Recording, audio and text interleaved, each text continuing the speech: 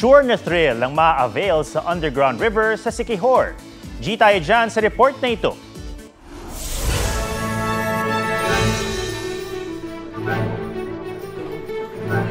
Mangangapa ka sa dilim. Ipipilit ang sarili kahit masikip. Maghahanap ng makakapitan. Kung yan ang gusto mong adventure, di namin ipagkakait ang Sambulawan Cave Underground River sa Siquijor.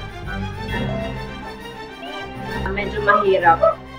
Kasi malalim nga yung tubig unlike sa other caves. Tapos medyo masikip siya, tapos maraming patulis na bato. Lakasan ng loob kasi may life vest. Binabanggit sa amin kung saan pwedeng umapak na mababaw. Kompleto na naman sila ng gear mix. Kasama na sa entrance fee ang renta sa life vest at headlamp. Ang kasamang tour guide, mga magagaling din na swimmer. Lalo't ang pangalan ng kuweba, lugar ng maraming tubig ang ibig sabihin. Konting lakad lang din para maabot ang mismong bunganga ng kuweba. At kapag nalampasan ng mala obstacle course, may perfect spot for photo ops.